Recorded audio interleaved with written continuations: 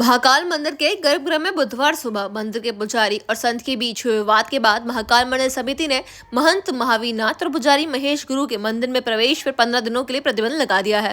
बुधवार सुबह लगभग 8 बजे महावीर नाथ ऋणमुक्तेश्वर मंदिर उज्जैन अपने साथ 2 से 3 लोगों को लेकर महाकाल गर्भगृह में प्रवेश किए थे। उस समय मंदिर के नियमों को लेकर महंत महावीर नाथ और पुजारी महेश शर्मा के बीच विवाद हुआ। इसका वीडियो वायरल होने के बाद दोनों ही पक्ष लगातार एक दूसरे पर आरोप लगा रहे थे। वायरल वीडियो में महंत और पुजारी दोनों एक दूसरे से भिड़ते हुए नजर आए।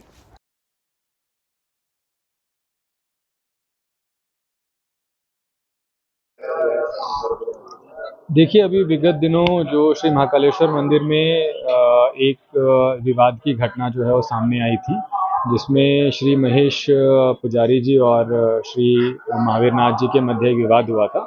उसमें 3 सदस्यीय जांच दल का गठन किया गया था। जांच दल की जो रिपोर्ट है, जो प्रतिवेदन है, उसके अनुसार प्रारंभिक तौर पर यह पाया गया है कि जो आचरण था वो मंदिर की गरिमा के विपरीत था। तो इसी के आधार पर जो है श्री महेश पुजारी और श्री महावीर नाथ जी के ऊपर जो 15 दिवस का मंदिर में विशिष्ट मार्गों से दर्शन का जो प्रतिबंध है वो लगाया गया है। ये आगामी 15 दिवस में यानी प्रतिबंध अवधि में वो मंदिर के जो विशिष्ट मार्ग हैं उनसे प्रवेश नहीं कर सकेंगे, केवल सामान्य श्रद्धालुगण की भांति दर्शन कर सकेंगे और किसी भी प्रकार से उनका जो गर्भगृह है या नंदी हॉल है उसमें प्रवेश वर्जित रहेगा।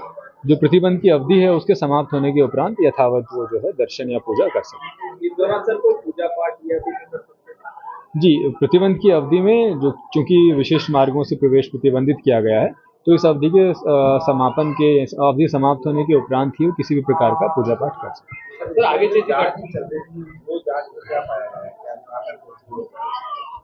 नहीं, जो जांच है इसका प्रारंभिक प्रतिवेदन हमें प्राप्त हो चुका है, उसी के आधार पर एक कार्रवाई की गई। सर आगे से ऐसी घटना न हो। देखिए, सभी जो मंदिर में आने वाले सभी दर्शनार्थी हैं, सभी श्रद्धालु हैं, उनसे सभी से यही अपील है कि इस प्रकार की घटनाएं जो है मंदिर की गरिमा के विपरीत हैं और जैसे हमने इस घटना पर भी कार्रवाई करी है, अगर आगे से इस प्रकार की कोई घटना होगी तो और कठोर कार्रवाई करें।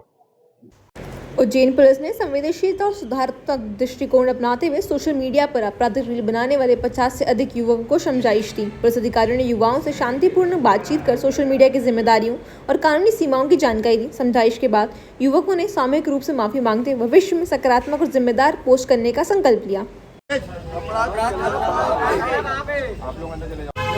सर, आज माफीनामा लिखवाया है सभी लोगों से, किस तरह का है? ये जितने भी पुराने रिकॉर्डेड क्रिमिनल्स हैं जिनके ऊपर अपराध दर्ज है और अभी भी एक्टिव हैं, उन सभी का प्रतिबंधात्मक कार्रवाई सभी के विरुद्ध की जा रही है। उन सभी को फाइनल बाउंड ओवर कराया जा रहा है। साथ ही इनको शपथ भी दिलाई जा रही है कि इस तरह के किसी भी अपराध में आप भविष्य में संलिप्त नहीं होंगे। इसके अतिरिक्त इनको माननीय जो न्यायालय है उसके समक्ष पेश भी किया जाएगा। अगर इनकी करतूतों में उसके बावजूद सुधार नहीं आता है तो जो बॉन्ड उल्लंघन की कार्रवाई है उसमें इनकी प्रतिभूति राशि को भी राजसात कराया जाएगा। साथ ही इनसे डॉजियर भी भरवाया जा रहा है। इनके जो सहयोगी और साथ में काम करने वाले लोग हैं उनकी भी जानकारी एकत्रित की जा रही है और उनको भी सर्वेलेंस किया जाएगा। उन सभी का भी बाउंड ओवर किया जाएगा और उन सभी को ताकीद किया गया है कि अगर इनमें से कोई भी किसी प्रकार की कोई नई आपराधिक गतिविधि में संलिप्त होता है या पाया जाता है तो तत्काल अपने नियरेस्ट थाने में या जो इनके लिए चेकिंग करता अधिकारी नियुक्त किया गया उसको इस संबंध में आवश्यक सूचनाएं देंगे। ठीक है। उज्जैन के पास मौलाना में दर्दनाक हादसे में महिला शिक्षिका की मौत हो गई। शिक्षिका अपना जन्मदिन और भाई दूज का पर्व मनाने के लिए अपने भाई के घर उज्जैन आई हुई थी। शनिवार सुबह बदनावर अपने घर जाने के लिए निकली थी, लेकिन बीच रास्ते में हादसे का शिकार हो गई।